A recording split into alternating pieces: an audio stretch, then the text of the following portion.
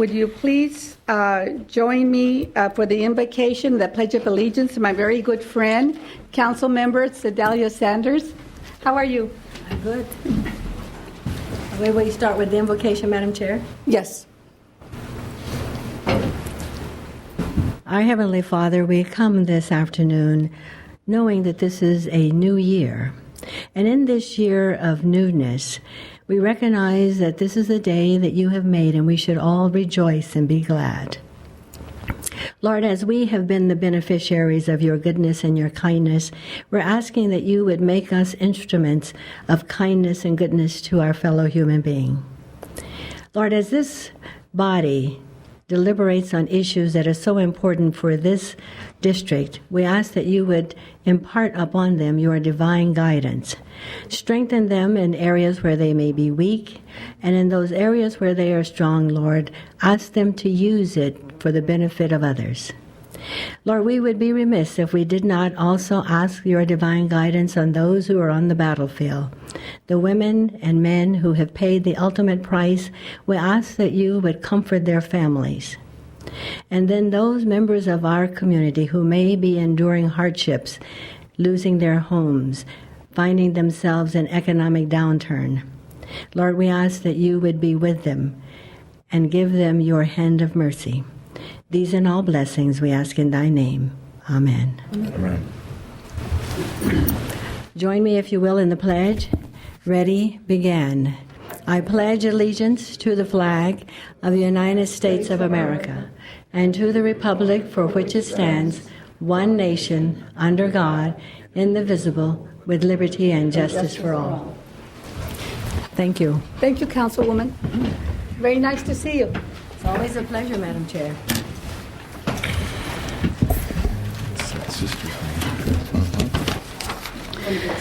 Mr. Garber, are there any actions to report from closed session? Yes, ma'am. There was an item that should have been reported last week that was not. In closed session, the board took action on December 28th to extend an option to sell what is known as the Chavez Ranch to California Renewables Energy, LLC. The option is at the amount of $8,000 an acre for 185 acres. The option was extended till June 2011 at a cost of $12,500 to be paid over time. Okay. Thank you. Are there any items to be pulled from the agenda? None. Order of agenda items. I'm going to move item number 17 to the top before public comments. May I have a motion to approve the agenda? Move for approval. Is there a second? I'll second that. Please vote. Okay. Director Sanchez, would you join me in front?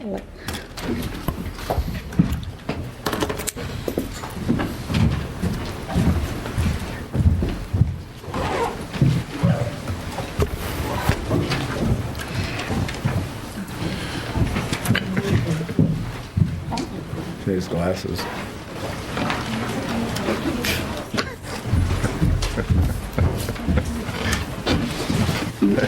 May I have a motion to approve Director Sanchez's proclamation or resolution? Move for approval. Is there a second? I'll second. Okay. Discussion? Please vote. You going to vote, Anthony? Make it Now we unanimous. can go. You want us down there, right?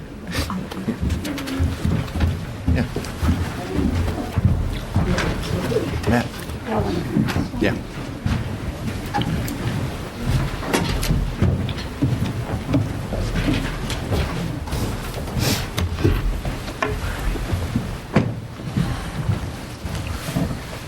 This is resolution number 1-2011, honoring Anthony Sanchez as president in 2010. Whereas Director Anthony Sanchez served as president of the Hill Irrigation Board of Directors in 2010, and have been elected by his peers during the board.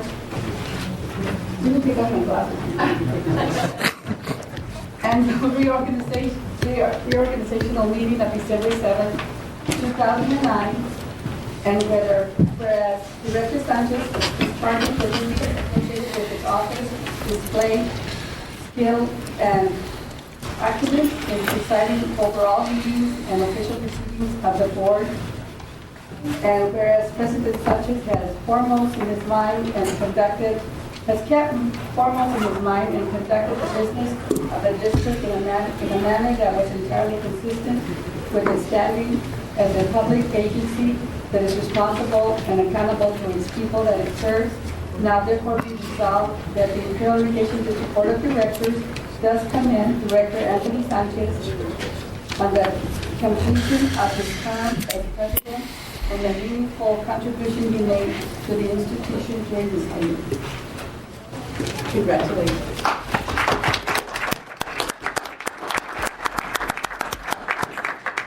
Take one last picture. Open.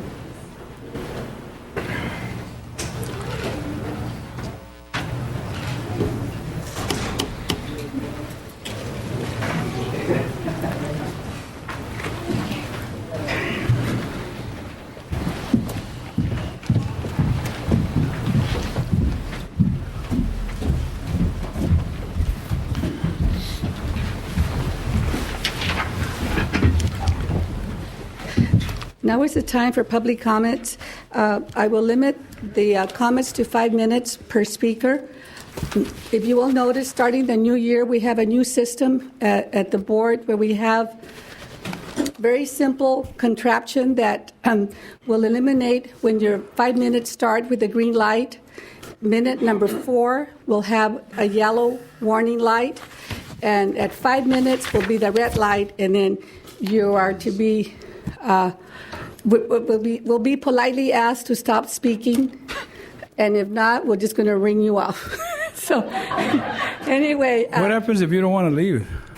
There's a hook right behind you there. Well, we'll try today then. Anyway, please state your name and address. Tony Ramos, Centro resident. You know, I was going to go before the Board of Supervisors this morning to kind of take them on an issue that I forgot to take them on last year. But luckily, I guess for myself and them, it was resolved, and I had to make a fool of myself over there with something that really had nothing to do with them.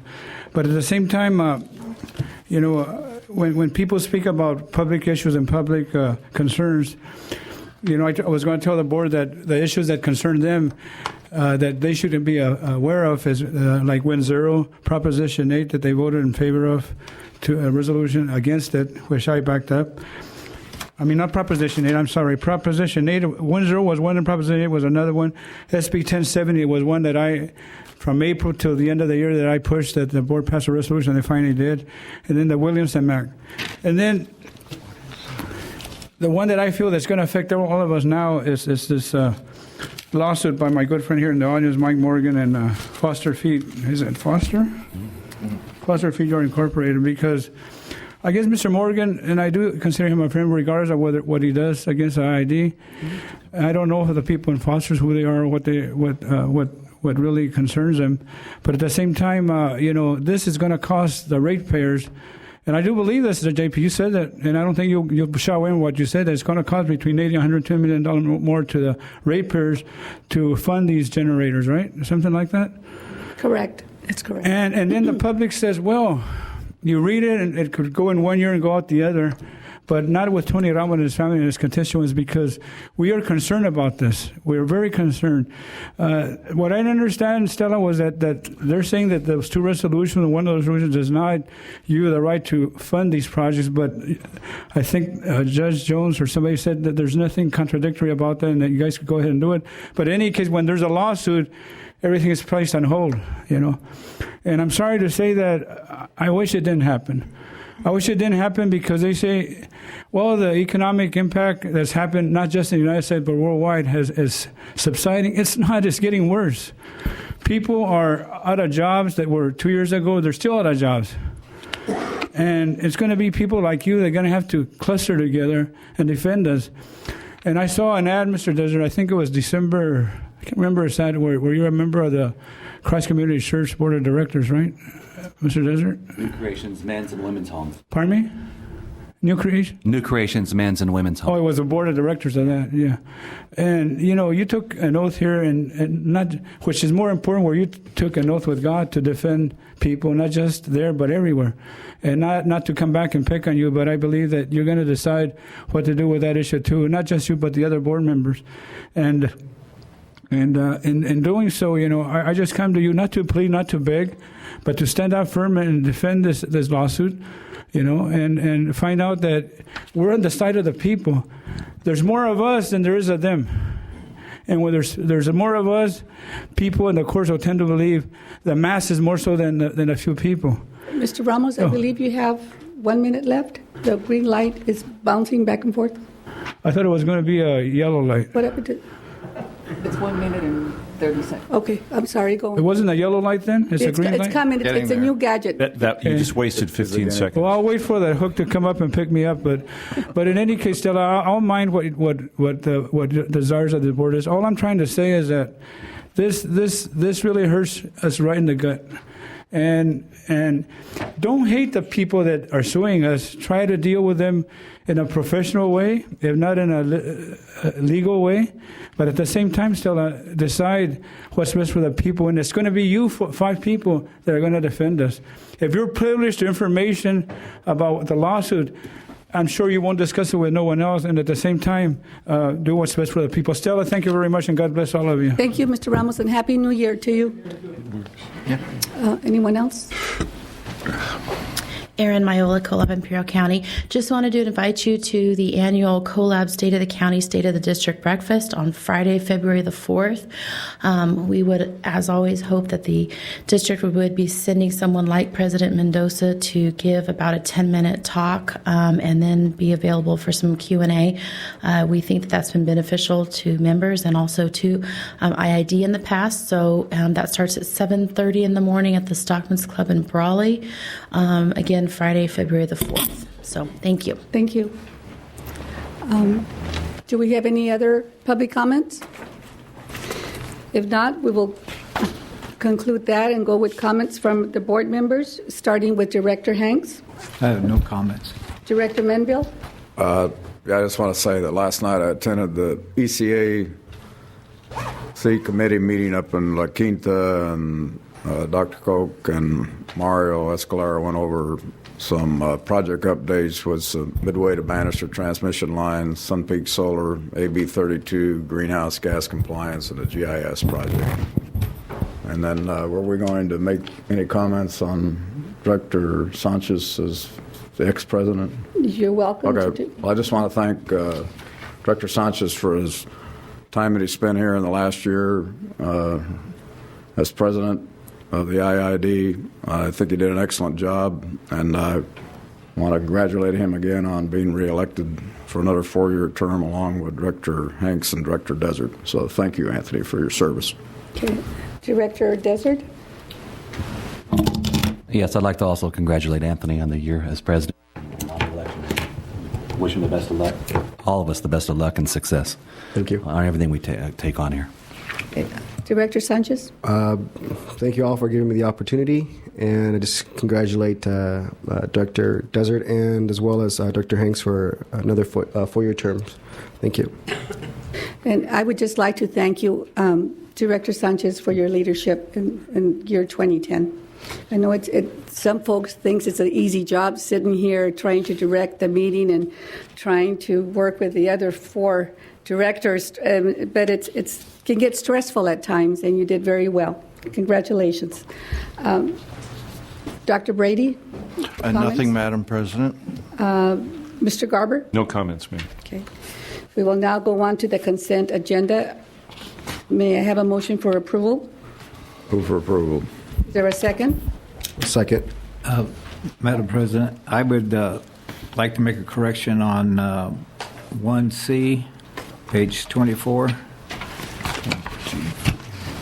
The end of the first paragraph. And it's referring to a statement that Lindsay Dale made. The last sentence should read, she asked that a copy of the presentation be made available to the Imperial County Farm Bureau for inclusion in their reports to the regional board to show that the district and the farmers are doing their part and working together on the TMDL issues. It's just a minor change there. Okay. Did you get that, Mr. Rivera? Okay. All right, that'll be taken care of. Any other corrections? Please vote.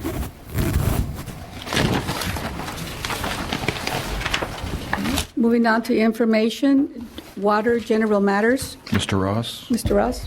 The one thing we have in the general matters is we're going to give you an update. There were a lot of questions over the weekend about the Rosita Drain, or Rosita Canal, and I wanted David Escobar to kind of update you on that construction. Good afternoon, David Escobar, PMO Office for Water. And if there's any questions in regards to the Rositas, I can go ahead and answer those. But the project did go well. There was no issues with the project whatsoever. We were done Saturday late afternoon, and the water was put back into the canal Monday morning. This project why was it required? Back in September, we had a storm. When we had some damage to some parts of the system, and the Rositas Canal was one of the canals that was damaged during that storm, and CalEMA gave us permission and approval to work on other sites. And when we came back Monday of last week to that site to do some repair work, once the canal was taken out, we actually, water operations had noticed that there was more damage than when we had originally assessed in September. So we had to remove and replace 1,500 lineal foot of lining. And that was done within the week? Yes, we started it Tuesday morning and finished Saturday. What was the total cost of the project? The original cost estimate that we were given a not-to-exceed price was $700,000. We haven't received all of the billing and taken into account time and materials and the equipment that was out there, but we should have something from the contractor by tomorrow. Do you estimate what the cost is going to be? Probably somewhere within that $700,000. $700,000? Yes. And this will be reimbursed by FEMA or? CalEMA. It gets 75% plus 10, so it'll be 85% of the total cost of that project will be reimbursed by CalEMA. Okay, and the water is now flowing through the canal? Yes, it's running just as good or better as it was in the past. Very good. Questions or comments from the board? None? Okay, thank you. Thank you. Anything else, Mr. Ross? That was it. I have a question for him. Do you know what the final underrun was for the year? Yes, I do.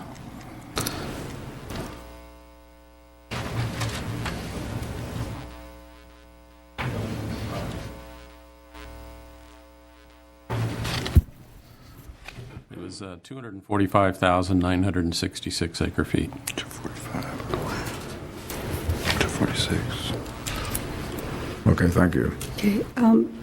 Mr. Ross, is there a meeting on Thursday of this week at the North End facility to get farmer feedback on the Vale Canal and the Eucalyptus Canal? Yeah, I believe there is. Is that open to the board members as well, or is it just for staff? Or? Well, I think it was being called by staff with some of the farmers up there, and I'm sure if board members wish to attend, that would be fine. Okay, and it's 11 o'clock at the North End facility. Okay, thank you. Anything else for water, Mr. Ross? No, thank you. Okay. Right, then we will move on to item number 8, review of draft water wheeling policy, page 69 on the agenda. Yes, ma'am. Jeff Garber, General Counsel. This water wheeling policy has been being provided to the board for review as a draft. I believe Director Hanks specifically asked for us to prepare a water wheeling policy. In my research, I learned that these policies are somewhat rare. I'm not aware, and there may be, but I'm not aware of another district that has one. Water wheeling is essentially governed under the Water Code. Attached on page 70 and 71 are the sections of the Water Code that address water wheeling. Districts will wheel water when necessary as required by the code. The draft policy is patterned closely after the code. The purpose of the policy is for IID to use reasonable efforts to wheel water as long as it doesn't negatively impact regular IID-related functions and water delivery and drainage functions. In order to qualify to be a potential transfer of water through IID system, the law requires that an entity be what's called a bona fide transferor, and that's a specific term of art that's identified under Water Code Section 1811. We use the same term to make it clear. A bona fide transferor means that that entity or person actually has a contract pending to exchange water, not with the district, but with someone else, and would have a need to wheel the water through the district. The contract can be conditioned on the ability to wheel, but they have to have a contract. If they don't have a valid contract to wheel water, there's no duty on the part of the district to consider water wheeling. Assuming that there is a bona fide transfer then the district has a responsibility to make its conveyance facilities available as long as capacity is unused, and only up to extent of 70% of unused capacity. I'm not an expert on the district facilities, but I mean, as I understand it, what's really happening is we have to make our available unused capacity for wheeling, and whether or not that will satisfy the person's or the entity's wheeling needs is going to be an issue we're going to have to determine. The transfer has to pay fair compensation to IID. IID can determine that compensation depending on the nature of the conveyance. The transfer has to make all the necessary requirements with regard to water quality. The quality of water that's going into the IID system obviously can't be worse than the IID water quality system. The transferor is also required to make sure that all environmental impacts are addressed, that there are no impacts on IID's water service to other customers or emergency users. The way this is set up, if an entity believes it's a bona fide transfer, it would come to the district and provide all that information to the district. And it's kind of analogous to what happens when we have somebody who wants to transmit over our power lines. We have to do the equivalent of a system impact study. We have to figure out whether we have the conveyance available to wheel for this bona fide transfer, or if there's any modifications or what has to be done. That's going to require studies. And so the way this is set up, the Water Department will determine an estimate of the cost of those studies. The bona fide transfer would provide the data. We would do those studies. And in fact, if it turns out that the estimate's too high, as you can see in Section C, we'll repay some of that estimate. Based on the estimate and the studies, we can make a determination about whether we can serve that potential transferor, and if we can, what the terms of service is. And at that point, we would probably want to enter into a water wheeling contract. The problem is you can't set a rate ahead of time, because we have no idea whether we have the capacity to be able to service the potential transferor. We need to know how much water they're bringing in, where they're bringing it in, where they want it to go, over what period of time. Then we have to study our system and see if we have the available capacity to facilitate that. So, the purpose of this policy was to be consistent with the law, to give deference to IID's needs to service its current ratepayers. This is a draft. If there are any comments, we can make changes. I've talked to the Water Department. There are some tweaks I know they want to make. They have concerns about issues like drawdown, water quality, and more of the logistic engineering issues. Okay. Well, this is for discussion. Any comments from the board? Yeah, I've got a couple of questions. One, does this have any effect internationally? I don't think so. What we're basically saying is if you want to wheel water through our system that's located in Imperial County, you can wheel it through our system, or Riverside County. What I'm getting at, if we have capacity and let's say Mexico asks to use it, are we obligated to provide it? Well, when you're talking about Mexico, you've got all kinds of legal issues that you're not putting in your hypothetical. So I would say I don't know. We're generally not capable or qualified to contract with Mexico. On page 74, number 5, who has the responsibility of deciding whether there is an environmental impact from the county from which water is being transferred? That's a good question, and the way I contemplate this, if there's a project, I would think that the party that's doing the project is going to have to go through CEQA review with the appropriate agencies, likely the county, and that's probably where those issues are going to come up. Okay. When I requested a wheeling policy, my main concern was in our integrated water resource plan. There's provisions, so if there's a need for industrial water, and it meets all this criteria, and I can see that working with this policy. I can see, again, somebody providing water to industry using our system, but having talked with people in the Water Department, we don't have a lot of extra conveyance capability. And so it may require buildup of our system, or it may not be. If somebody wants to deliver water on a continuing basis, it may get in the way of our normal operations. We just don't know until we know where, how much, and when. But from a legal standpoint, we just can't arbitrarily deny them. Well, as long as they satisfy the criteria set in sections 1810 at SEEK, no. And so the purpose of the policy was to be very closely patterned after the water code, and that's why we use a lot of the same terminology so that there's no confusion. Okay, thank you. Okay. Any other comments or questions from the board? I have a couple. Mr. Garber, what are some ideas or some ranges of what transfer fees or water transfer rates are? I have absolutely no idea what it's going to cost to wheel water. I really don't know. And I'm not sure that anybody in the water department is going to know until we do some of these studies. It would depend on where it's coming in, where it's going, and how it's impacting our system. In the design of this policy here, the private sector people that are interested in doing this, did they have any communication with you to or review this to see that they could in fact make this work or function for them? Well, no, because my goal is to follow the law, right, and to do what's in the best interest for the district, and I tried to make it follow that. I don't know whether this is going to work for them or not, but that's not necessarily my goal. Water wheeling is something that we're only required to do under the law under certain circumstances, and I follow those circumstances.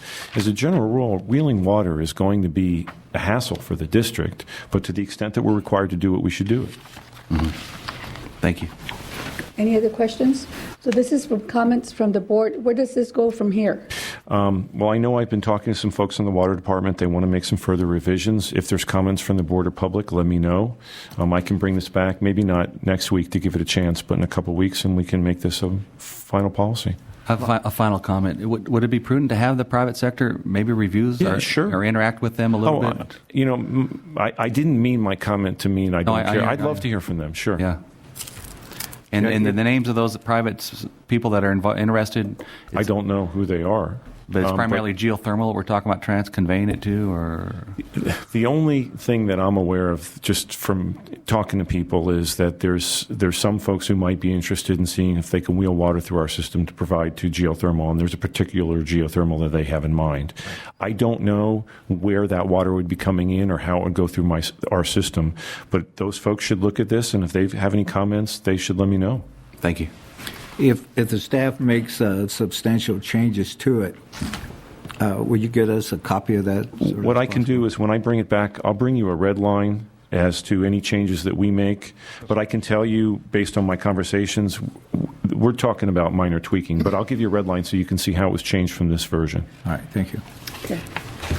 Okay, then you'll bring it back after review from Water Department yes, and in private a few sector. weeks. Right, and as a point of information, I've been talking to several entities, one geothermal in particular, that's very interested in this. So we want to get a product out so that they can determine. And Mr. Desert, we almost need a case to know how to calculate. One might say, well, we move water for everybody else for $20 an acre foot. But I think there's probably a little bit more to it than that. So hopefully we'll be back within the month, I would think. It's like maybe 100 years. Huh? Well, perhaps. Okay, moving on to item number 9, amendment to the service agreement number 81-16 PSK Solutions. We have Mr. Vaughn and Mr. King, presenters. Good afternoon. This is a request for amendment to an existing service agreement in the amount of $252K for PSK Solutions. And it's basically support for the WIS water information system across a variety of functionality and various programs and departments within the water department.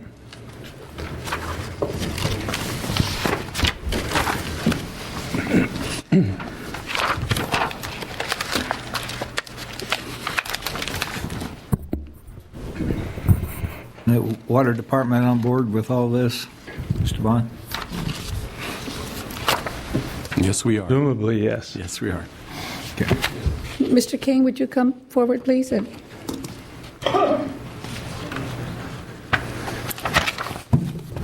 ma'am. Do you have any comments? No, I don't have any comments. I think it's something that is needed. We still have part of the system conservation program that'll be part of what is being still implemented and done, accounting, and also she's working with Dane's staff on the new water order entry True Point. And so that's still in the process as they're adding and changing and doing things to make that work. So It says the total not to exceed over $700,000. So, and this is for $252,000. So it's added to, because this is a contract that's come back to the board every year, or when it's had to be renewed, it's a continuation, so it just keeps adding to what was originally done the first time that PSK ever had a contract. how much have we paid PSK since it started? It would be $522,000 since it started, and I'm not sure the date when that, well, actually started in 1998. Mike, is this a standalone, totally separate from SAP? Yes, it is. The Water Information System, Director Hanks, was developed under the MWD program, and that's why you see, if you look on page 78, that there are some costs associated with the MWD program. Of that, with approximately $83,000 that MWD pays for the support of that. So it's not all from the IID, but about $83,000 is from the MWD IID water transfer of 1988. And is there any way this could be incorporated into SAP, or is this No, just ma'am. separate? No, ma'am. It's a totally. I'll let Dane speak more to that because he's more familiar, but it's more of a technical versus a system. You know, it's really a custom environment. It sits off on its own. It's been developed over time, highly tailored to the unique requirements of the district around functionality for the water department. So there's not a direct association with SAP in this case. Okay. Do we utilize this program for other activities besides the MWD interest? Yes, sir. We do it for all of our water data that comes in that doesn't go into SAP, and it's not just associated with the MET program. A lot of the data we use, this has stepped down a little bit from when the MET program was set at 105. There was some obligations that MET was relieved of, but we required them to stay on it where we could monitor the MET program in order to be able to know how it's working and so forth with the different programs as we move through. It does also water accounting. They also use it in the fallowing program, the WIS system, as we work through all of that and coming up with the water numbers. And it's something that's used quite a bit in the water accounting side, which we're trying to, basically it's pretty close to full automation at this point to where we can start pushing buttons and entering data and getting it all on where it's all going to be. Someday the water accounting will be totally automated. I like, for example, I saw one sheet as we went through about 6 months ago that come up and it's one sheet of paper. But behind that, there's 47 screens that bring all that to the front, and that's all part of what this thing does. Okay. Thank you. So if the board is in concurrence, then this will come back for action on the 18th? That's correct. Okay, thank you. Thank you. Moving on to energy matters. Dr. Koch? Thank you, Mrs. President. I have a number... Ms. President. Ms. President, I apologize. I have a number of things, some good, some bad. First, over the weekend, the 2011 photovoltaic rebates under SB1 opened up. People started camping out on Saturday afternoon at noon. They brought in RVs. Some set up tents. And by 9 o'clock Monday morning, we had given out all $4.2 million. As usual, when you give out this type of money, we have many people very upset with the process and many people very happy with the process. I'm sure the board members will start getting emails from those who anticipated that our $4.2 million would last longer than 9 o'clock in the morning.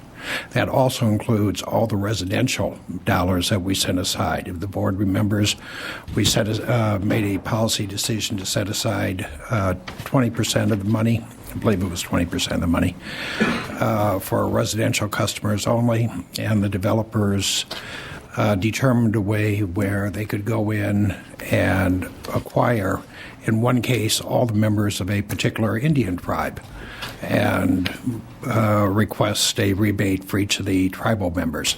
So if this goes through, not only will we have the first all-solar city, we will also have a solar reservation here in the district. So, yes, sir. Did you scale down on the residential homes? Because a lot of the bigger homes in the Coachella area were snatching up all the money. Did you scale down those kilowatts to be able to open it up to? Yes, sir. It is designed now that you cannot exceed your average. There's a couple of changes in the rules this year. The state has finally realized that energy efficiency is less expensive than putting in a photovoltaic system.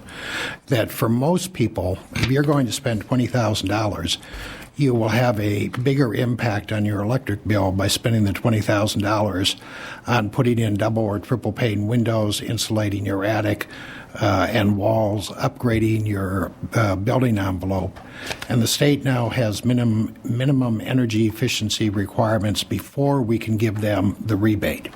So just because the rebates are there, we now have to go out and do an energy audit of each of the homes to make sure that they meet the state mandated minimum energy efficiency before we can give them an SB1 rebate. So the answer to your question is yes. Okay. And we did have, for the first time, quite a few El Centro, Imperial, south of the Salton Sea requests for rebates. You know, historically, it's been in the La Quinta area this time. It was approximately evenly split between La Quinta and, or between Coachella and Imperial. Anything else? Yes, ma'am. Second thing, San Juan, on December 21st, the EPA ordered Public Service of New Mexico, which is the operating agency for San Juan, to install selective catalytic converters. This was a surprise. PNM has still been negotiating with EPA, and we didn't expect that there would be any type of action on the part of EPA. And it very well may be in just negotiations between EPA and PNM over the ways of the pace of the negotiations. The catalytic converters for the whole plant, which is roughly 2,000 megawatts, could be between $600 million and $1 billion. The district share, well, SCAPA's share, the district is 5% of the total project. SCAPA's share is 10% of the total project. So the SCAPA could look at about $100 million, $60 to $100 million, of which we would be responsible for roughly $30 to $50 million. This would be financed beginning in approximately 2013, 2014, and would have an impact of approximately $2 million per year on the district. There's a number of things that are going on in terms of San Juan. This includes the coal contracts expiring in 2016 and the debt expiring at the end of 2022. So SCAPA is looking at alternatives for San Juan. These include anything from potentially shutting the plant down to converting it to natural gas to converting it from a 2,000 megawatt plant to a 1,000 megawatt, and a variety of different alternatives. From the district, Mr. David Zavala is representing the district at SCAPA and negotiating on with SCAPA and PNM and the other members with support from the Resource Planning Group. We're going to bring back the results later, but for right now, we would just, if nothing else happened between roughly 2013, 2014, and 2016, our costs would rise by approximately $2 million a year. It could be higher, could be lower, but approximately. And San Juan is already our most expensive resource. So adding additional environmental requirements on an expensive resource makes us want to look at other alternatives going forward. Okay. Comments, questions from the board? Is natural gas an option over there? There's a couple, sir. One, the El Paso pipeline runs about 10 miles south, I believe, of the plant. One of the options that is going to be studied by SCAPA and the other participants. The SCAPA participants are ourselves at roughly 100 megawatts, Azusa, Banning, Colton, and Glendale at another 100 megawatts. So we're all looking at alternatives, which one is either converting the existing facilities from coal-fired to natural gas-fired, or coal bed gasification, where you gasify the coal and then use the gas to power the plant. It's way, way too early to make any type of recommendation. This was just pointed out where the EPA preliminary announcement was made the 21st. We've been aware that PNM has been negotiating with EPA, but I think we were all surprised that EPA actually went forward with the new rule at this time. Is decommissioning out of the question? No, sir, except the debt is still there until 2022. An interesting sidebar, APS purchased Southern California Edison's share of Four Corners to shut the plant down. And in doing that, they picked up emission credits that more than paid for the cost of purchasing the plant in the first place. In our case, if we did that, we would still have a debt stream for another 10 or 12 years.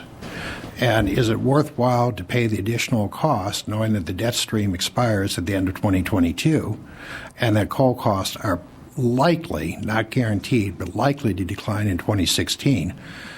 Is it better to pay the extra cost and then have a debt-free plant, although a dirty debt-free plant beginning in 2022, or decommission it before then in order to receive some of the emission credits?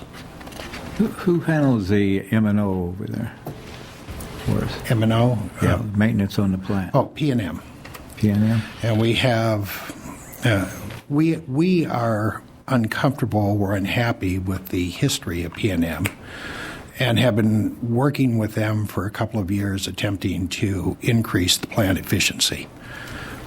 But they are the project manager. Any other questions or comments? Yeah, on the emission credits, is there a Somerset date on the credits that we have to act on them, or are they going to be good? They'd be good if we shut down the plant either 2013, 2016, 2022, any of the important decision points, then we would receive the credits going forward from that. So there's not a drop-dead date in the future that we have to act on those? Not that I'm aware of, not under current rules. Environmental rules change every day, so I can just say today it is not good. Or not. On the total size of the plant, is that about 200 megawatts over there? 2,000 megawatts. 2,000 megawatts? Four 500 megawatt units, of which we own 25% of Unit 3. Azusa, Banning, Colton, Glendale own 25% of Unit 3, and the City of Anaheim owns 10% of Unit 4. Also, the cost of each of these outfitting or retrofitting the plant varies quite a bit between each of the four units. I believe the estimated cost of retrofitting Unit 3, of which we're the 25% owner of Unit 3, ranges from 120 to 160 million, compared to Unit 4, which ranges from 150 to 225 or 230 million. So in this case, it's expensive, but it's less expensive than other entities. Okay. Any other comments or questions? Okay. I have a question outside of this, outside of the San Juan. Dealing with energy? Yeah. Okay. Well, let him finish his presentation, then you can ask your question, if you don't mind. We will be bringing this back for a more formal presentation once we have more to tell you about it. The third thing, many of you saw, we received all the responses from the various power plant or renewable energy generators. Approximately 1,250 megawatts of commitments came back ready to go. Normally, this would be a good thing because in 2 weeks we could send out the generation interconnection agreements, get the money, and begin the project. Unfortunately, one of the generators requested arbitration on the allocation of costs, that they think a certain portion of their costs the network upgrades should not have been assigned to them. And so we're going to have to delay everything while we go through an arbitration with this one entity. That could take as much as 60 to 90 days. You can't go forward with the other ones? No, ma'am. Because if they were to win the arbitration, then the costs that they are challenging would be shifted from them to the other generators. And the FERC policy requires that people know what their costs are before they sign. I see. One last thing. Boy, you have very good news today. Well, I'm sure this one will make you even happier. We received notice from one of the geothermal entities that they intend to have filed a request to build a new generation interconnection from south of the Salton Sea and go through and around our system to interconnect directly into Imperial Valley Sub in an attempt to bypass our system. They pointed out quite correctly that from a business point of view, this was a very intelligent thing for them to do, and I agree with them from their point of view. And from our point of view, it's a very, very intelligent thing to fight it and make it as hard and expensive and as long as possible. And that's what I informed them they're going to do, the district is going to do. So, is that the same one that filed the arbitration? Yes, sir. Yes, sir. Are you at liberty to say who that is? I'd prefer not to in open. No, we have confidentiality. I cannot. You can't. Yeah. I'm happy to tell you next week in closed. Okay, but they filed public documents for the transmission line? They have filed with the ISO, and the point of this is they build it, then roll it, interconnected at IV sub, roll it into the ISO, and then they receive their investment at 14% rate of return going back. They believe it is a backup in the event that the district does not move forward with the cluster, with the transmission upgrades that we've promised. But it is now in the public planning process. So, in talks with San Diego Gas and Electric on going into the IV sub? There would have to be. Yes, they would have to be. So, in other words, this geothermal people who have the geothermal that want to build a transmission line, so they are talking to San Diego Gas and Electric, so to go into IV sub and then use Sunrise to get the power out of here? That would, yes, sir. It doesn't mean that San Diego is buying it. It just means that San Diego is providing the transmission. But basically, they're trying to circumvent us. This kind of goes back to we didn't want Sunrise to go north because it would move into the geothermal area, and we would get cut out. Yes, so now that Sunrise is going south, then this generator is working with SDG&E to to build a transmission line down to Ivy Sub to move power out of the valley.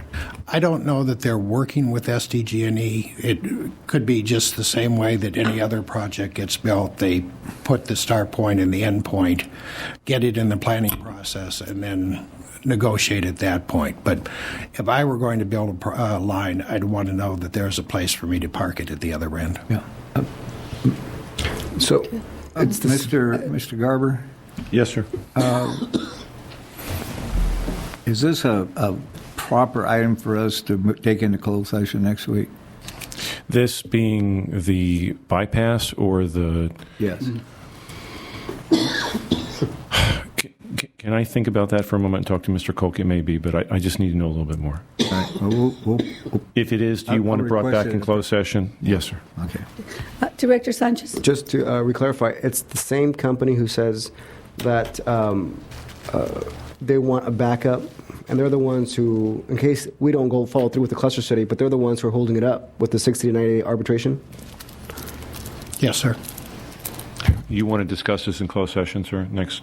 Yeah. I think one thing about it, though, Jeff, this does affect our ratepayers here in the valley. Yeah, I just want to talk to Mr. Koch Well, a that's little more fine, and but understand. I mean, you know, it may end up being closed session has got us in trouble before without getting things out in the open. Which is why I brought it in open. You're both, Nothing what that you're we've both said. saying is correct, and it may be we discuss it in both or open. I just need to talk to Mr. Koch a little more and understand what the dynamics are here. Well, I think there, it's going to require some action on our part, some strategic action that. Yes. But I hear what you're both saying, Okay. and I agree with you both. This is the same generator that cost us billions of dollars. And another issue I know who you're talking about. I was not here for that, so I don't know. Well, I was, and I remember. Any other comments from this board? Okay, another issue you have? No, ma'am, I think that's... What a way to start the new year. Okay, Director Desert, you had a comment? Yeah, I had a question about power opportunities from Mexico. We talked about this a couple of years ago. Are those still on the table on an annual basis, the regular energy or green energy out of Mexico? We now have an agreement in place with CFE where we can purchase. And on a monthly basis, we do some pricing. We informed the board, where the board asked us to only purchase green energy from CFE. As part of the April 4th earthquake, Sierra Puerto, the geothermal plant, its output was damaged. Apparently, there is some shifting under the ground, and the vents were holes that they were using to bring up the steam were shifted, and so the output of the plant has suffered. From my understanding, they just have to re-drill, but they haven't done that yet. So until that, I would say at this moment, there's no opportunity for green energy. At this moment. Thank you. Okay. Anything else? No. Thank you. Moving on to item number 11. Aerospace Clear Creek Corporation final report on geothermal potential on IID LADWP lands. Carl Stills, you're the presenter? Yes. And some time ago, we contracted Aerospace in Clear Creek to provide information on the lands that reside within Imperial Valley, to give us some type of mechanism for ranking the lands, looking for geothermal potential, finding out what we wanted to do with IID lands. We finally received this report in October. She's been trying to get it scheduled to get up here, so here we are. What we had actually contracted them to do was to look at the airborne hyperspectral imagery. And in the hyperspectral imagery, we would be looking for heat temperatures, we'd be looking for mineral signatures that would indicate some type of geothermal wellspring. And then we were looking at satellite imagery and thermal and surface anomalies, anything like gaseous emissions or anything that showed up like the mud pots or things that were out there that would indicate the potential for some type of geothermal activity. And then we had all of the publicly available reports and geologic and hydrogeologic data that we could find aggregated into a super effort to bring all that information together to determine what was available. There were over 200 gradient wells, resistivity studies, gravity maps, seismic data. Basically, we went from subsurface all the way up to the satellite to look at the geothermal potential. And then we were asked them to provide a ranking system so we would know how to rank the lands within Imperial Valley. And we wanted them to apply that to IID Energy lands. Again, this is just the steps that you would normally go to identify exploration hierarchy, review the existing data. That first area up there is basically what we asked them to do. And these are all the different types of things that they went in. We actually had data relevancy. We had that weighted. We set up a scale on the relative strength of the data, and then we scored the data. And again, we used the satellite imagery up here, looking at the heat signatures. We had the data mined from flyovers on their hyperspectral analysis. And now this was limited a little bit simply because we can't do hyperspectral analysis on tilled farmland. You can only do it on areas that are untilled. Otherwise, the mineral signatures get disturbed. And then, Mr. Stills, did we do this on all IID lands or just... wait just a second and I'll answer that. Kind of move it along, okay? Okay. And then we use known KJ we use temperature gradient data. We use field observations, and I really like this picture because if you squeeze in the sides, I lose about 20 pounds there. All right. And then we used any literature and resistivity and gravity data that was available to us. And the result was a ranking of section by section of lands within Imperial Valley on known results. Craig, can you hit that hyperlink there for me? The red button over there.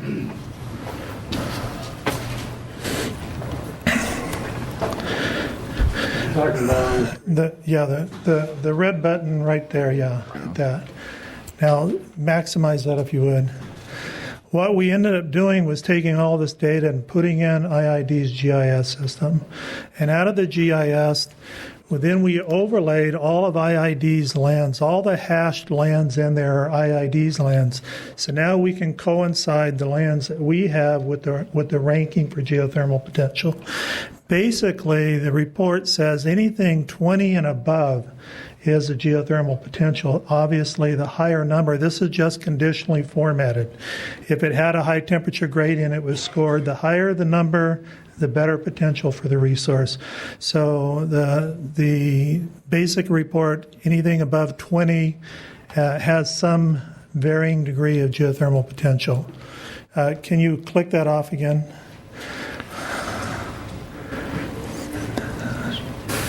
Oops, what happened there? Go back to the... There you go. Okay, now when we start looking at what IID Energy is doing, we have a number of projects that we're looking at and the amount of land that we're looking at utilizing for IID Energy's projects. The first amount of land is the land that was in the LADWP SCAPA MOU, which is still ongoing. That was 2,250 acres. And then the contract that we're working on with Ram Power was another 50 megawatts, of which IID gets 28. We're looking at 1,920 acres approximately there. And then we're doing a contract with G-Therm and the proof of concept for 3 megawatts. And we're going to locate them on 40 megawatts. And I'll show you where all these are located in just a second. And 40 acres. And then a possible expansion, if the concept works, to another 40 acres to round this out to 20 megawatts here. And then we're looking at 2 future 50 megawatt plants with mineral extractions, which is what we heard from the board the last time we came. And in these, I'm talking with Tina, Tina and I need to talk. We're looking at the project structure. We're talking to some of the mining companies at how we can mitigate the risk on this, how we can get the project structure correct so that the energy department can actually do this without subsidizing the water department. You know, we're trying to get that project structure worked out, and when we get that, then we'll be writing an RFP to put this out on the street. So those discussions are ongoing right now. We're still examining that. I've got a phone call with Symbol Mining coming up this week. Tina and I have agreed to get together to look at these project structures. We're looking at the possibility of, can we work this in conjunction with what they're doing with the Department of Fish and Game and some type of co-location project. And I'll show you why. Can you hit that hyperlink real quick?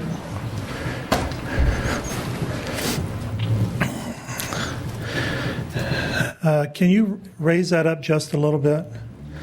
You can see number 1 here. Here's the LADWP property. Here's Nyland right here. The LADWP property is up above Nyland. You're familiar with that. Number 2, this is where Ram Power is going right here once we get the agreements in place. Now, this blue line is the shoreline, and that presents some interesting problems. Now, this is all Cal Energy stuff here. These are the lands that we took back from Cal Energy, and this is where our highest resource potential, according to our geologists, is. So these are the 3 1,920-acre sections that we want to do those plants on.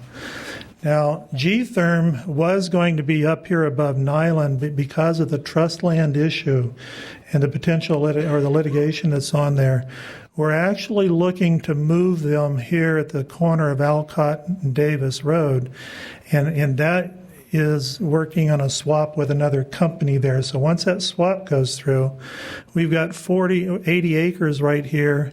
Actually, we've got 160 that will not be incorporated into the managed marsh area. But I've been talking to Bruce Wilcox. He wants a buffer in here, so we're leaving that 80 acres alone and looking at locating G-Therm right there on that 80 acres. That'll be right there at that corner. So we've got some interesting issues here. If you notice this land, most of this land, a lot of it's underwater. So with the Department of Fish and Game wanting to build ponding in this area out here, and there's going to have to be berms, we're looking to see whether there's something we can do as a synergy to be able to get those berms out so we can get access out in here and explore this property out here, which is underwater at this time. Even though the water's receding, we don't know how fast it's going to recede and what time frame it's going to be at. On the next section, it's a little bit of difference. It's a little bit over a third of a mile off the shore. We'll definitely have to have berms out in here to be able to explore that area out there. Okay? So basically, this is what the Energy Department is looking at. This should round out the geothermal requirements to meet our RPS requirements by the year 2020. There are some other renewable types that will supplement this to get us up to 33%, but this is what we're recommending, and this is the land that we'd like to look at in order to fulfill our own internal requirements there. All right. What was the total cost of the service? What did it cost? This was, what, $70,000? What ended up happening, it was under 100, it was 70 or 90,000, something like that. I have to go back and get it to you. Very inexpensive because we were sharing costs with the U.S. government and the exploration stuff they were doing. I thought it was reasonable. They weren't really a consultant. This was just a shared cost type activity that we were looking at. Now, what we'd also like to do, we don't see any reason, the full report, and I think I submitted it to you. I think Yes. you should have got it. We don't see any reason to keep that private. With your permission, we'd like to post that out on our website so that all the developers and all the landowners could have access to that. We'll put a disclaimer on that saying this is for IID only, but make that information available so Fine that... with me. The board is in concurrence. Yeah, that's fine. Okay. Thank you, Mr. Stills. Any questions? Questions, comments? Carl, was there anything really that stuck out that was different or unique out of this study that was already known before we did the study? Well, I think there was a lot of stuff that was generally thought of. I don't think it was absolutely known. I think some of the developers had some of the information. Some of the consulting firms, when we did the initial, SCAPA did the initial geothermex study, they only used like 8 wells. Well, this has over 200 wells. We analyzed everything that was drilled in Imperial Valley. And what we really wanted to do is just aggregate all that information so that information was readily available for anybody who wanted to come. There were some things that we saw after the 7 quake. I think you've seen the pictures that we've brought of the CO2 bubbling up in the managed marsh. And we've seen some surface thermal anomalies in that area. But as far as talking to the geologists, that's not ready to drill production just yet. They recommended that if we were going to do that, we go step by step and do some type of slim well drilling. So the recommendation was to go back to lands that were more readily ready for the production drilling. And in the hot sources that are up by the Salton Sea, in fact, that is the hottest area of the valley. Yeah. But that's also the dirtiest area that has the most brine and debris that comes up with it. Well, it is, but again, if we go into mineral extractions on the next few plants that we're going through, we're going to want that brine to come up and to be able to extract minerals. Thank you, Carl. Okay. Just one quick question. Yeah. Carl, of the 8,000 acres of IID land, is a little bit of that's the trust lands where you said it was up around a managed marsh? Well, the managed marsh area, there's a, I asked Energy Source if I could use their name. They're doing the swap on it, and it's actually a purchase. So the land that we put them on we'll have clear title to once the transaction goes through. But the majority of this ground is not trust lands related? The majority of this is free and clear, so we won't be tied up with any type of litigation as far as we know. Okay. Any other questions or comments? On the 2 areas marked futures, will those go out on new RFPs? Yes. Yes, we're looking to draft that RFP sometime this month and try to get that on the street very quickly. Once we complete our existing negotiations. Right. Oh, yeah. Okay. Okay. Good. Any other questions, comments? No? Thank you. Okay, we're going to move on to item number 12, generator interconnection agreement by IID and LSR Nyland. Who's Dr. Cloak? Yes. And this is for information only, correct? That's correct, ma'am. At this time? Yes, ma'am.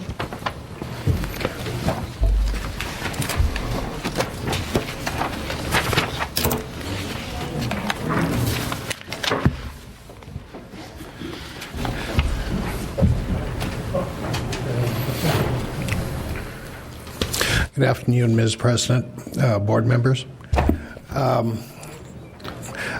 We'd like to present for consideration an interconnection agreement between ourselves and LSR Nyland LLC.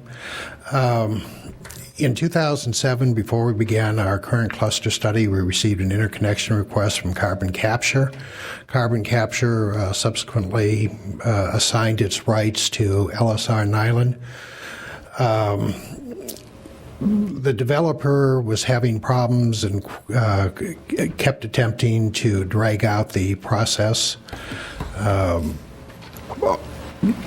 We've identified interconnection costs for this project of $5.7 million. So if they wanted to go forward, they'd have to pay us the $5.7 million, then interconnect at the Nyland substation.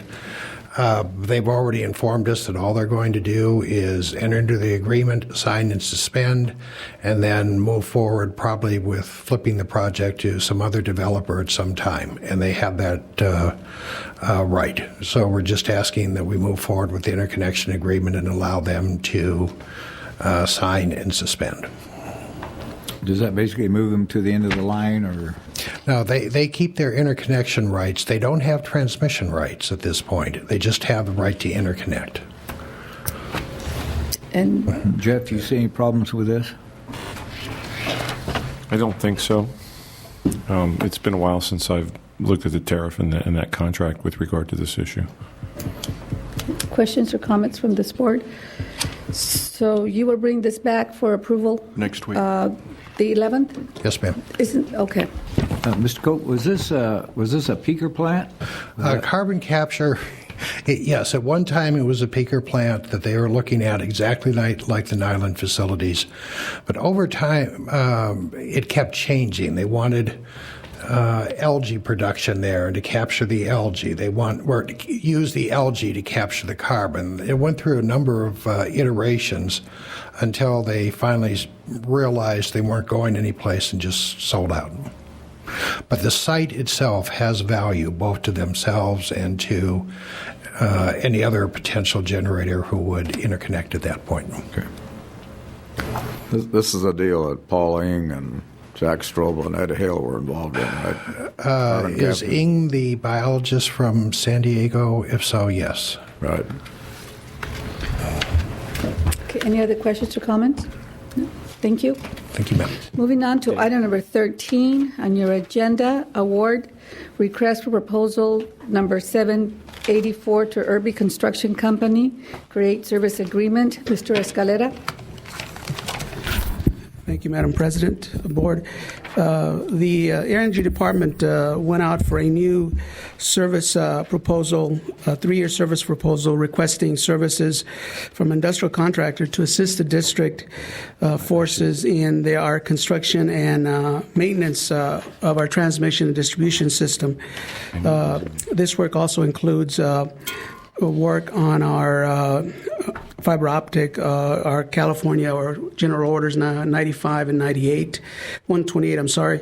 The district received 8 proposals after the evaluation committee reviewed and evaluated the proposals.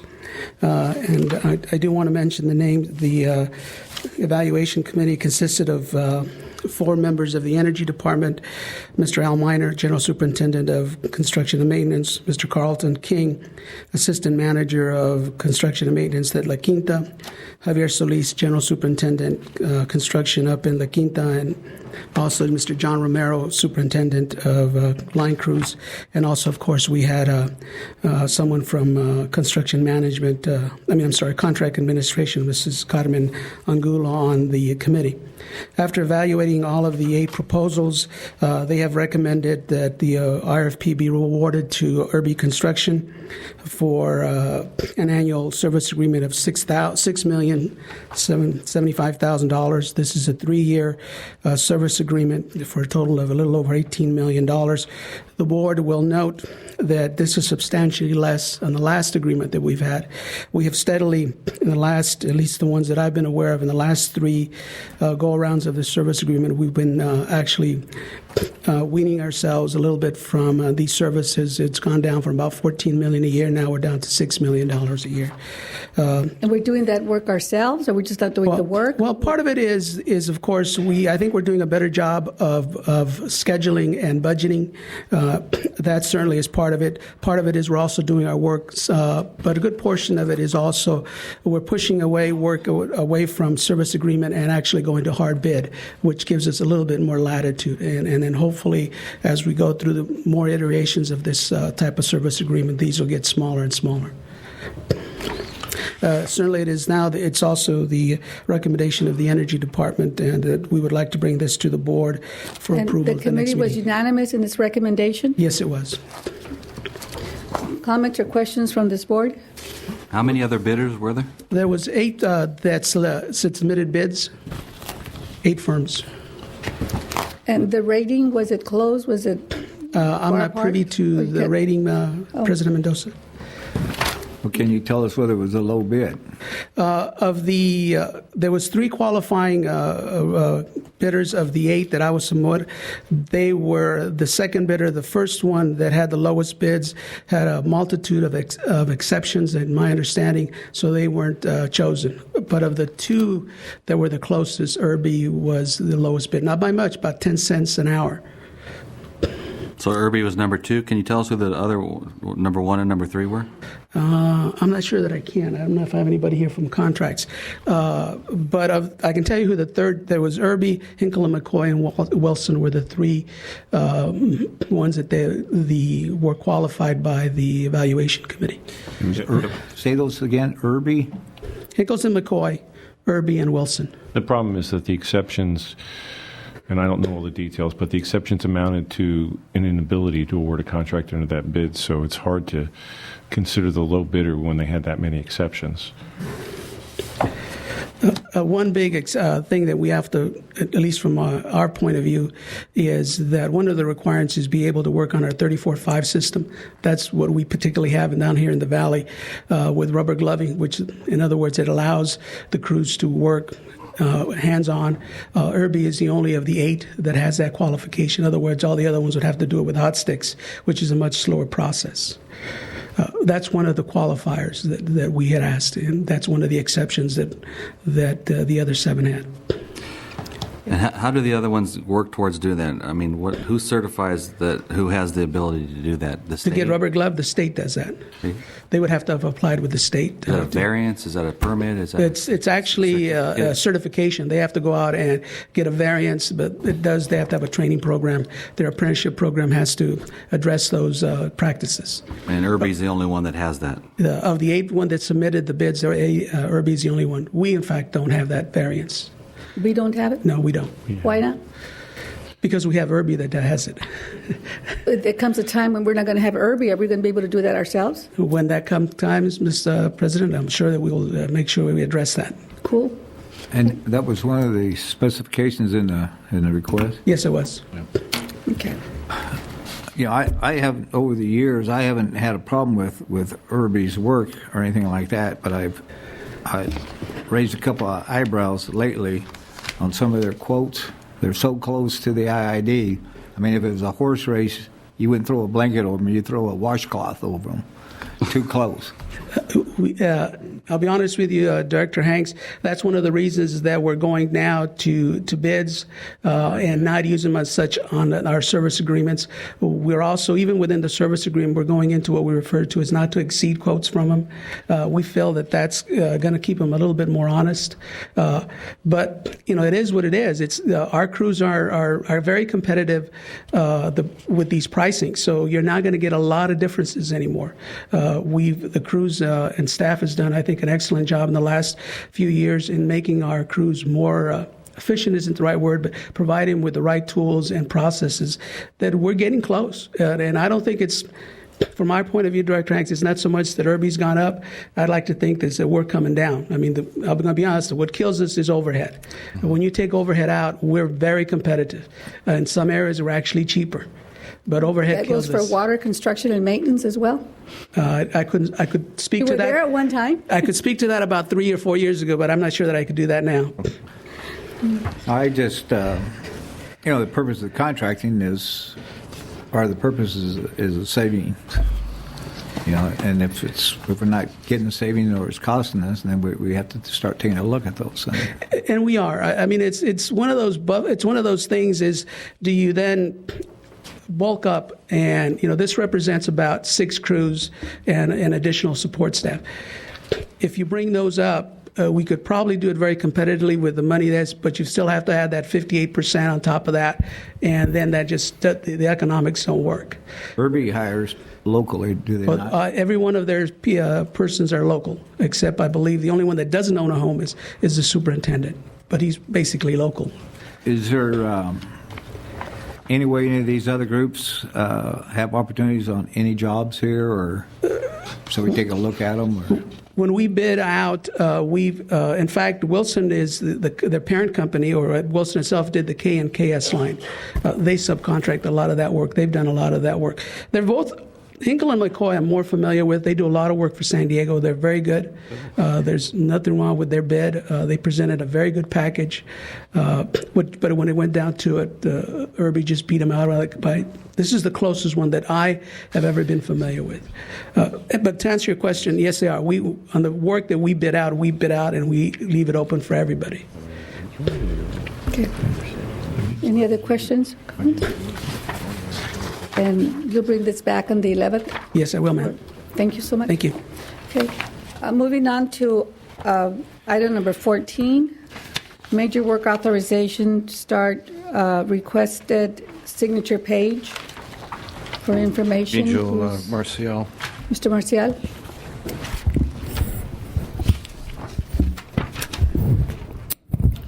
Good afternoon, President Mendoza. What you have in front of you is a template that we've been developing for a while. It's you have that in front of you, right? As part of our work earlier this year in looking how to improve the PMO, we recognized that not only the signature page on major work authorizations needed to be standardized, but the major work authorization document itself. So in talking to the different business units, we had a request from actually La Quinta Energy to make this more of a template, more of a fill-in-the-blank type form to make it easier, faster to bring the information in front of you, more of a decision-making document for you. We took a look at the policy itself, and we wanted to make sure that all the requirements in the policy are also addressed in this document. Questions or comments? So this is several sections. The first section describes the issue that we're trying to address. Section 2 on page 4 shows a solution. It tells you if it's a compliance issue, a regulatory compliance issue, a board directive.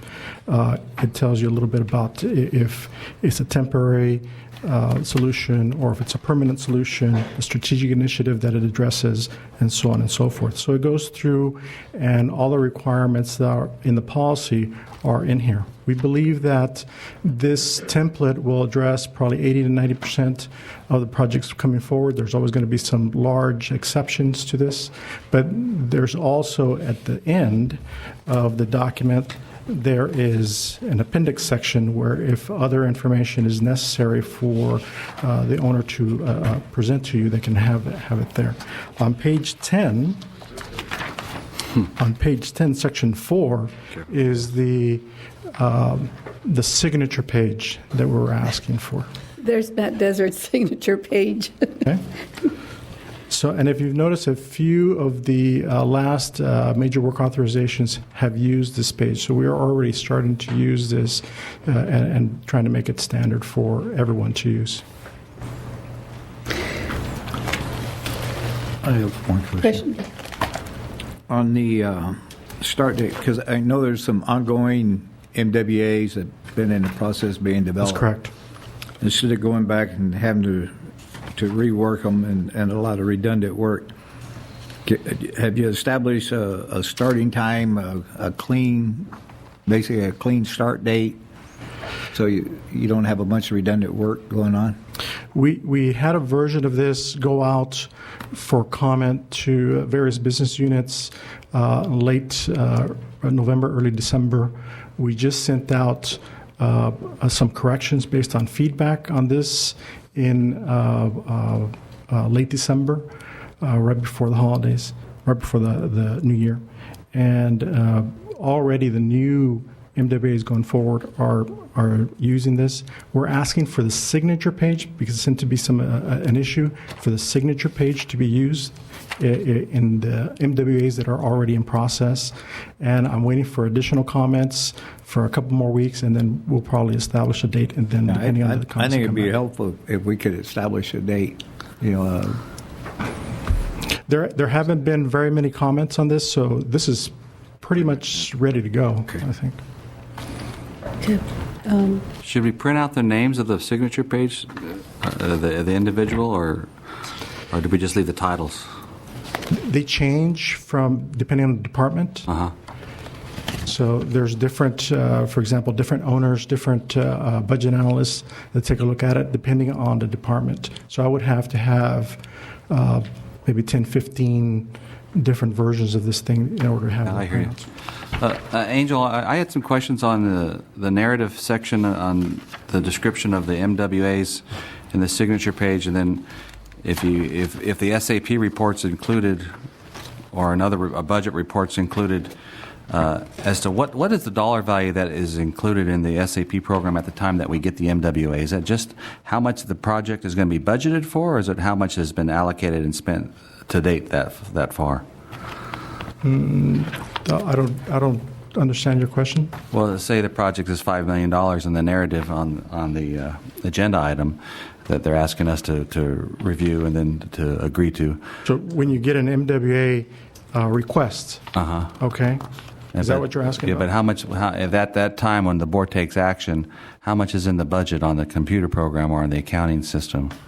At that time, there's different phases for a project. You can initiate a project for development purposes up to $200,000. Okay. That's what's put into the system at that time. And then that triggers the MWA. And then after the MWA is presented and approved, whatever value is approved is included as part of the $200,000. So that comes in after we approve it. That's correct. After we approve it, then the total budget comes into the.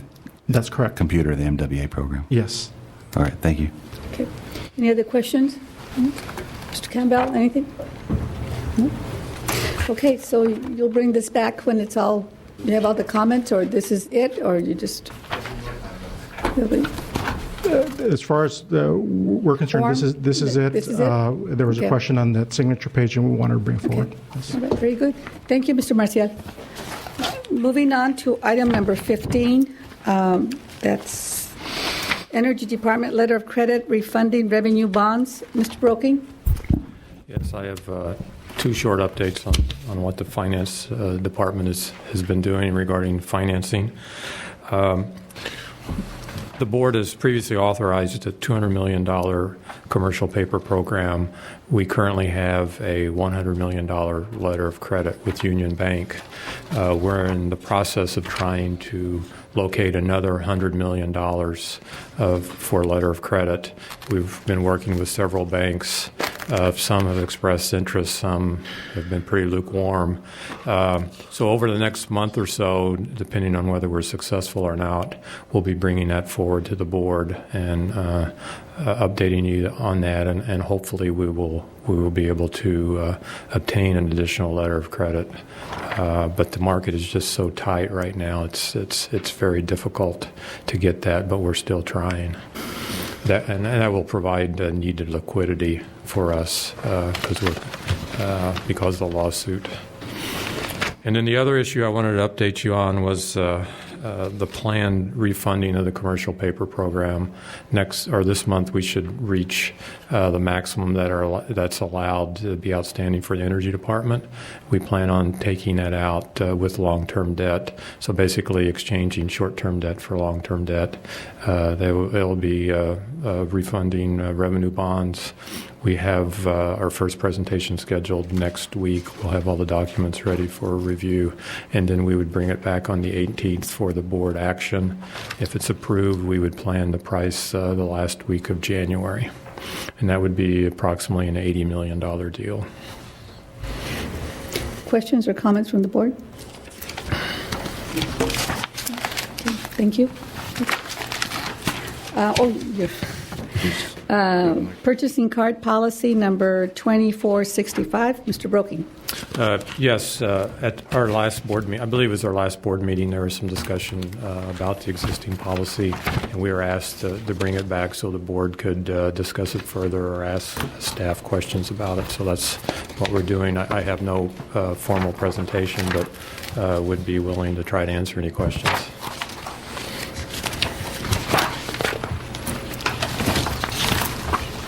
I'd like to see it brought back without item 6A. Yeah, 133.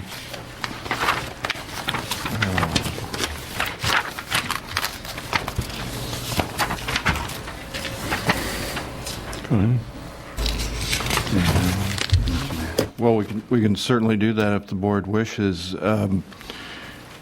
Without the 6A, which says, I know the board, but for the public, it says only the general manager, vice president, and president of the board of directors have the right to approve exceptions to this policy. The item there, 6A, is really meant as an administrative convenience for the administration of the P-card programs. If there are some minor exceptions, if we don't have that in there, I'm not quite sure what we do. I guess we have to bring it to the board to... We would have to, if the policy wasn't being followed to the letter of the law, then we would need to bring back any exception to the board for their action. And what I think that would entail, based on my experience, is, occasionally there could be a lost receipt, and so if that's not furnished, that would be in violation of the policy. There's also on occasion, I believe, where we have district representatives lobbying other government representatives to further the district's cause, and occasionally that may require a alcoholic beverage being purchased. And if that's the case, even though we're furthering the district's agenda by doing that, that would be an exception to the policy also that have to be brought back. So those are just a couple of things. My experience has been that I don't think there's been, wholesale exceptions to this policy, but I think I spend more time on this policy than you would think I would need to, based on my other responsibilities. And Dr. Brady's right. I view it as administrative action that really helps the district operate more smoothly. The intent is not to circumvent any broader policy. It's just trying to get the expenses reimbursed to the employee as soon as we can. Mr. Broking, I can tell you as president of the board for this year, I do not want to have the responsibility of making an exception without the full board knowing. And for my preference, I'd rather have the exception to the policy removed. Okay. If there's any additions or whatever, bring it back to the full board.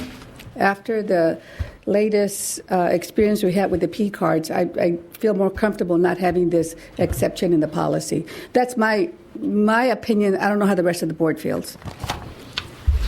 Mr. Brogan, when you talked about the alcohol beverage deal, I know about 4 or 5 years ago they took that off the P cards. Before there was P cards, I think if they were out to dinner with people, whoever it was that they were dealing with, they had alcohol that was on the P cards. But then for some reason, I was here at the time, the old board took that off and got rid of the alcohol deal. So you were saying that's one of the exceptions? Well, right now, the current policy does not allow that unless one of the 3 individuals named in the policy authorizes it. And what are some of the other exceptions that could be? Well, I think the main one is just lost receipts. No receipts. Or no receipts. Sometimes you don't get a receipt. Sometimes you don't get a receipt for an expense. I mean, it doesn't happen a lot, but it does happen occasionally. But we can operate under either way. Well, I stated my preference. I don't know how the rest of the board feels. Direction from the board? No, I agree with President Mendoza and Director Hanks. He'd like to see it come back without the exception in our 6A. Okay. Director Sanchez and Director Menville? Fine, take it out. Okay, we'll bring that back next board meeting without it in there. Thank you.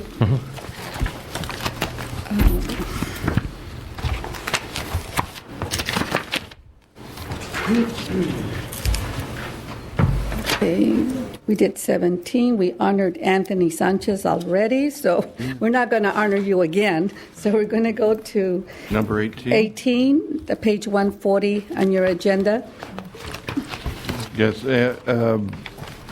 Madam President, you've mentioned in the past, and you wanted this on the agenda to talk about returning to the board committee assignment system as opposed to committee of the whole, which is really what we do right now, where we have, it's always a board meeting.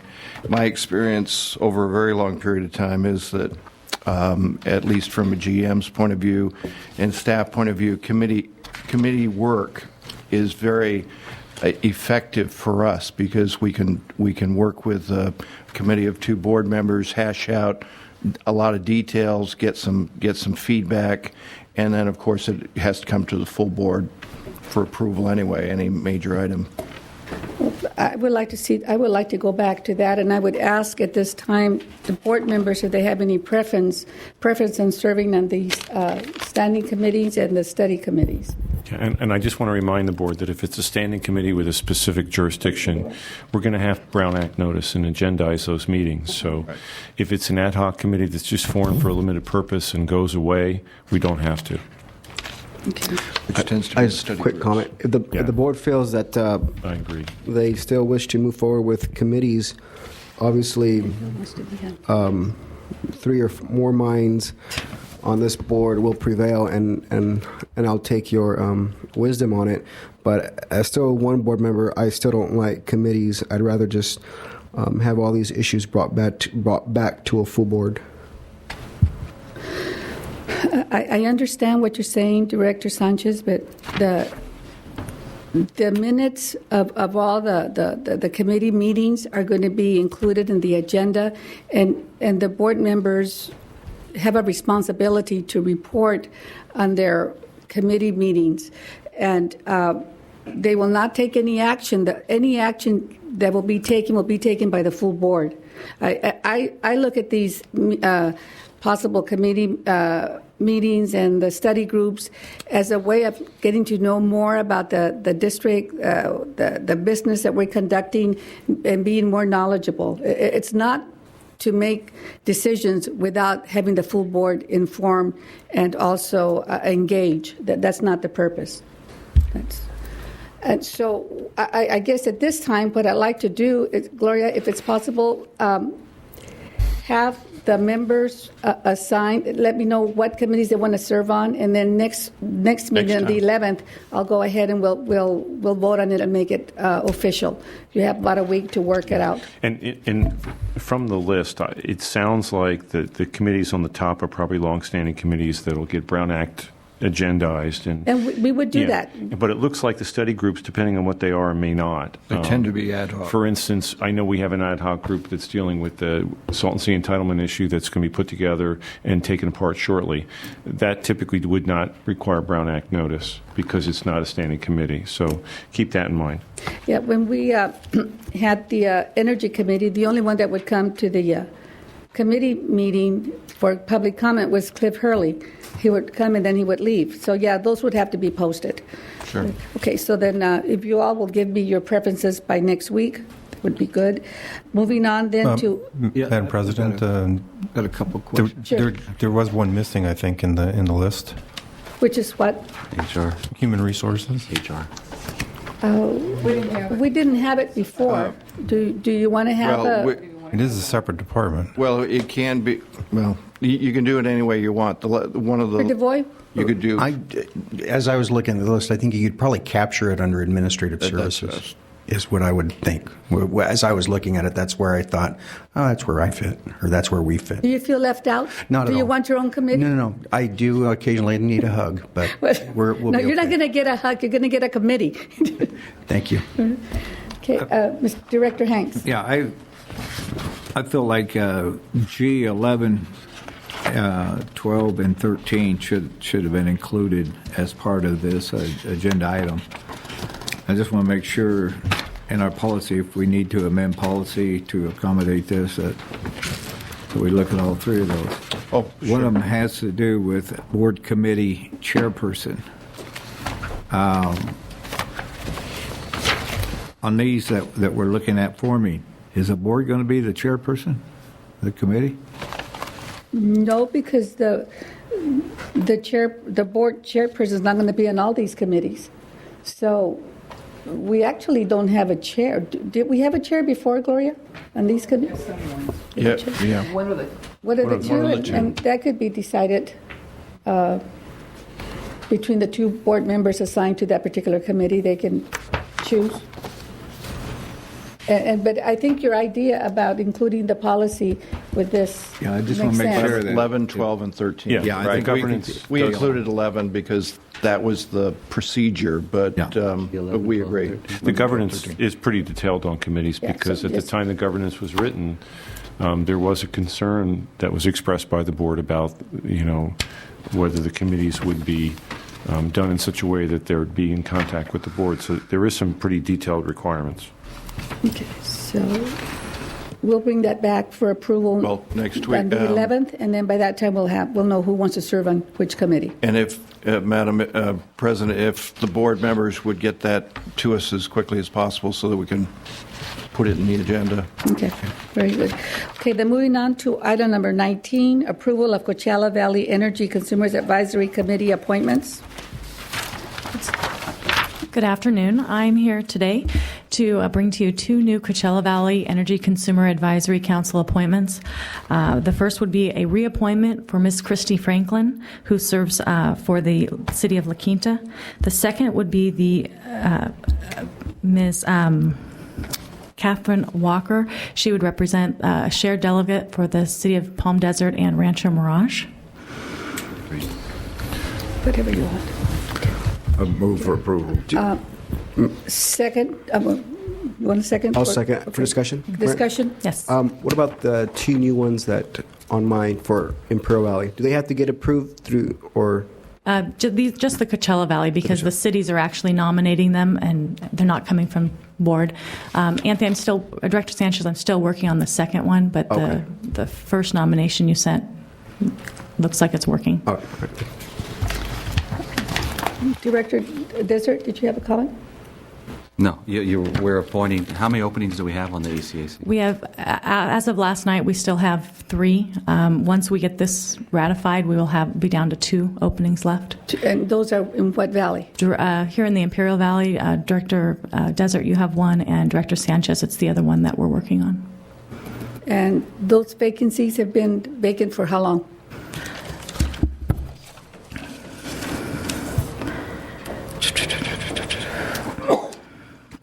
Both have been for quite a while, actually. The one for Division 1, it's been almost the entire last year, and the other one I don't have on my sheet, but it's been a few months. It's I think definitely I been a few remember months. Director Abadi saying that he would wait until Mr. Director Desert came on board for him to name his appointee. Director Sanchez, is there a reason why you haven't appointed one to your? I did, but he bailed out after about 3 months, and so we just had another one. So you'll yeah, okay. I'll be full. Director Desert, you want to refresh my memory why there's a vacancy on Division 1? Well, I think that happened when I was voted off of the. Oh, when you were okay. voted off. That's right. I'm sorry. That's what he gets for running for the IID board. That's right. A lot of love. I'm going to get to know you. I'm not going to love you. Told you that already. I'd like to make a couple like the Sunday. Yeah. I'd like to make a couple of comments. I've never have been crazy about the city's appointing people to the ECAC. I know why we did it. So I'm not going to, I'll just, for the record, bring that back out there. But I just would like to see some of the people from the public up there that would have a chance to serve too. But I voiced that no vote once, so now we're voting on these people, right? Correct. Okay, I'll try to keep that in mind. Thank you. And move forward. And you will also But I appoint also would someone? like to, I'm sorry. these vacancies, if they don't fill them, maybe we can fill them for them. I was about to say that if these vacancies are not filled within the next 3 months, I think this board will go ahead and fill those vacancies. So that's a fair warning to Director Sanchez and Director Desert. It's unfair to the Imperial Valley as far as a balance there. So by March 1st, we should have those vacancies filled. If not, I'll make sure I report back to you. Good. Okay. Please vote. Thank you. Moving on to item 20, internal audit, general matters, and review, accept audit reports. Good afternoon, directors. What I have here is a 2011 audit schedule for the internal auditing section that needs to be approved by you so that we can start 2011 year. I'll make that motion. I move for approval. Second. Okay, discussion. Where I'm still reading this. Where is the one for the service agreements? Where is that you're working on right now? Well, that's... We're in process of writing the final report. So that's not in here. That's No. separate from this. It is. Okay. It's in process right now, and we're going to be giving that report in a couple weeks. Okay. All right. Now, as the year goes by, and if the board feels that we need to change the list, we can do that at that time. For right now, it seems to be pretty comprehensive. Yes, you can. Yeah. Any comments or questions from the board? Is this a standard calendar? Has the calendar of audits changed over the last year, Tom? Well, we center our audit around the energy and the power department, and then we go off into finance and treasury, and we go off into information technology, and I've got a breakdown of about 50% in energy, 28% water, 12% in others, which would be finance and treasury and the other departments. There's also included there 3 audits of the local entity itself, and then the 2 farm service providers and the nonprofits. We have a series of cash counts. We have petty cash counts. We have inventories. We have a number of things, and we have unannounced cash counts at districts, which we do sometimes on a monthly, sometimes at least quarterly. And then we have our P cards and our travel vouchers.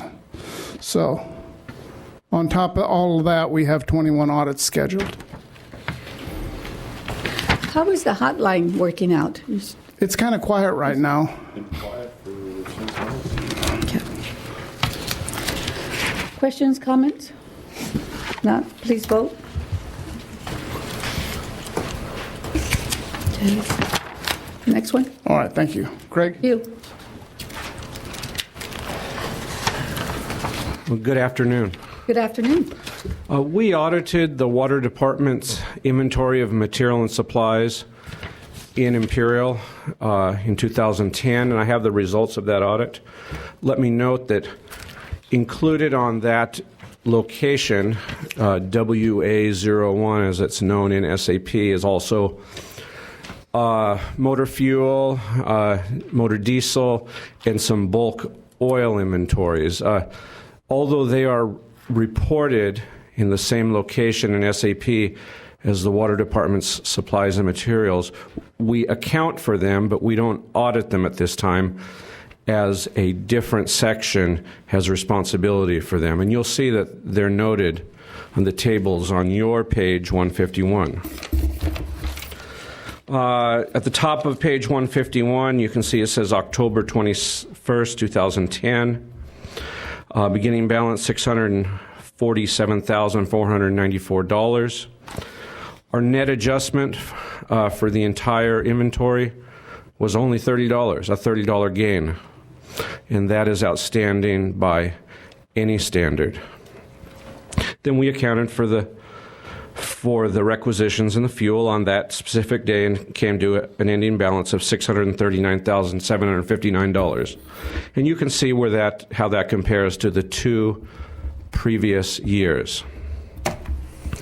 And the next table, page 151, there's a breakdown of how much of this $639,000 is fuel and oil and how much is supplies and materials. And like I said, there was a $30 net difference. And the sum of differences, the gross difference, where a difference of $1 is the same as a difference of a loss of $1 would be the same as a gain of $1.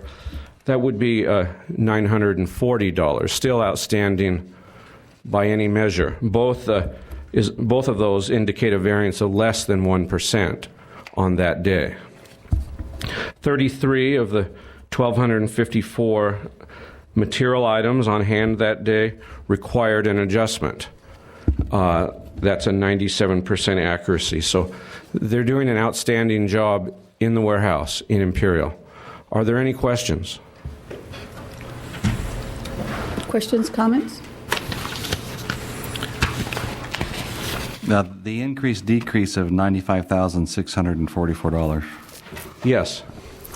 Second to the bottom. If you look up at the table, the second table from the top, and it says October 29th, 2009, $709. Mm-hmm. And then right to the left, it says $613,500. Uh-huh. The difference is a decrease of $95,644. On previous year. I'll make a motion to accept item 20B. Second. Second, discussion? No? Thank you very much. It was a good report. Thank you for your time. Please vote. Gloria, okay. Is there any further business? If not, Last page. That's What- what you need one more. Financing. where?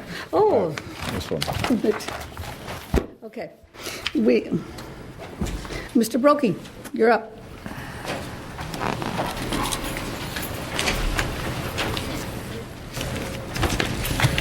Do you need a motion on this? Yeah. Yeah. Make a motion to adjourn and reconvene as the Second. Please vote. corporation. Please vote. Okay. Okay. The Imperial Irrigation District Financing Corporation needs to have its officers elected along with the Board of Directors. So we have a resolution on page 154 that does that. And so we just need action from the May I board. have a motion to approve the resolution? Move for approval. Is there a second? I'll second that. Discussion? Please vote. Thank you. Any other business? Lakers playing in 5 We are minutes. adjourned. Pardon me? Lakers must be playing in 5 minutes.